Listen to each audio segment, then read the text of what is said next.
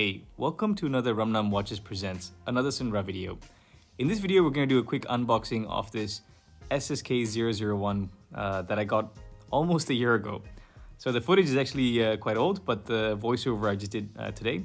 So let's go ahead and open up the box. So if we open up this outer box, inside you'll see that the watch is inside another hard box, followed by two booklets in the bottom. Let's take everything out.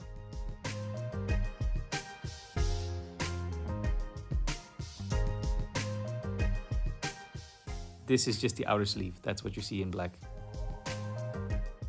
This booklet over here is pretty much the international warranty guarantee. I don't usually read this.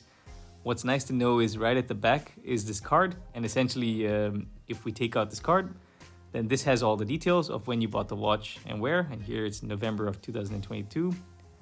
Let's put this away. And here is the booklet. So this is the 4R34. This is the mechanical watch. So this is the one with the this is the one with the GMT feature. I must admit, I had a really quick glance at this because it's the first time I got this GMT watch. But it doesn't look like it's anything that's really complicated.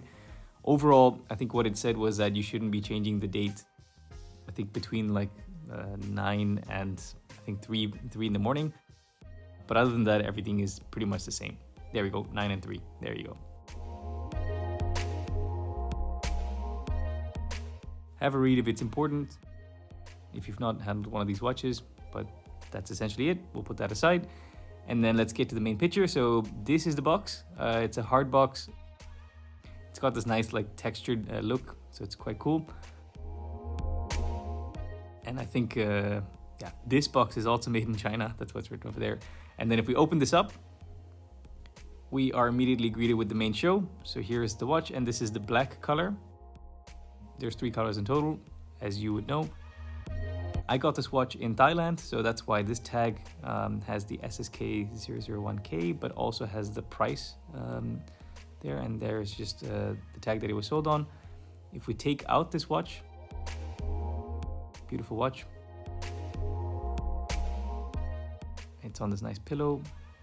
I'll put this aside and I'll show you what else is inside the box quickly. So when I bought this watch, I got it sized by the shop immediately, so that's why you see the spare links here. Put that aside, and this is the other tag that it comes with. So this is the new branding. Here you see the number again and the caliber, and that's all that's inside this box. So let's put these things away and come back to the watch.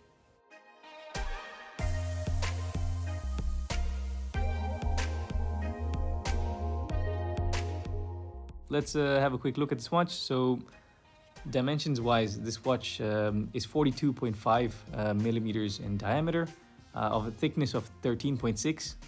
Lug to lug is 44 millimeters, and the lug width is 22.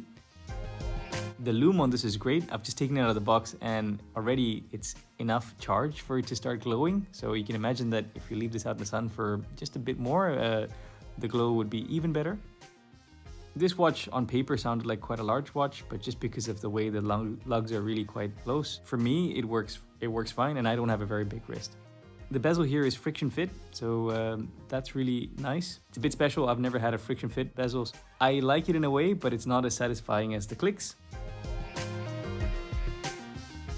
What I'm pointing out over here is that it's got these holes, drilled holes in the actual case, makes the strap chains much easier. Also has, I think, 4 micro adjust holes, so you can get a nice fit. The clasp itself is stamped, but that's kind of what you get for this price, I suppose, from SEIKO. And here you can just see the inside of how that clasp looks like. So it's quite hollow, thin piece of metal, and you see that mechanism where that pin goes and locks in.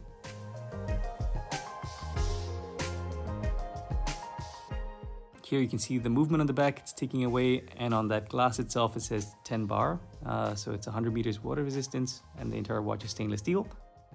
The end links are solid, which is a nice upgrade. Overall feels good. Let's put it on the wrist. So my wrist is quite small. I think it's 16 point something centimeters, and this watch, in my opinion, wears quite well. It doesn't feel like a very big watch. There's no screw down over here, so you can already turn the crown and it's actually winding the watch. But if you pull it all the way out, then the watch hacks, and essentially you can now cycle through the minute and the hour hand. And here we're going into that zone where it's going to change date.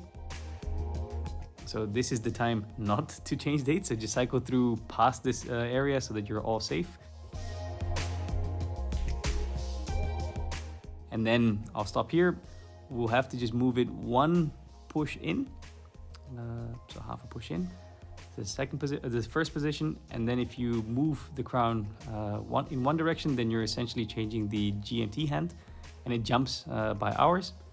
And then if you turn the same crown the opposite way, then that cycles through the dates. So that's what you see over here. So it's a very easy to use system. And then you push it back in, and that's it. It starts ticking away again. Yeah, this whole thing is Hardlex, which is SEIKO's own type of mineral glass. So it is going to get scratched. You have to just be careful, I suppose.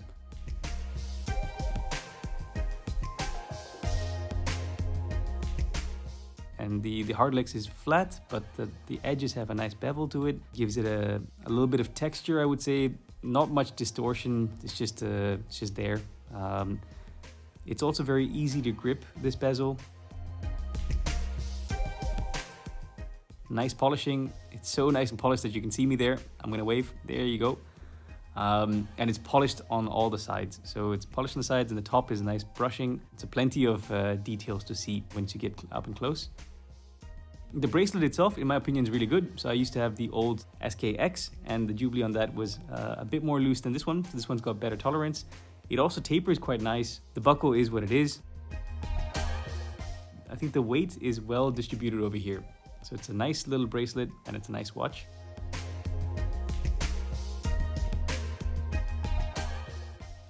Here's just me bringing out one of the spare links just to show you. Although it looks like it's a lot of pieces, it's not. It's actually just one piece. The outer sides are sort of this satin finish, and the middle parts are this high gloss polish, and it's just pins to push them. That's why they had that arrow. It gives you that visual feeling that we're after, but for the rest, that's the watch.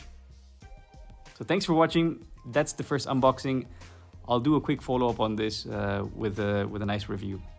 Please like, share, and subscribe, and I'll catch you in another video. Bye!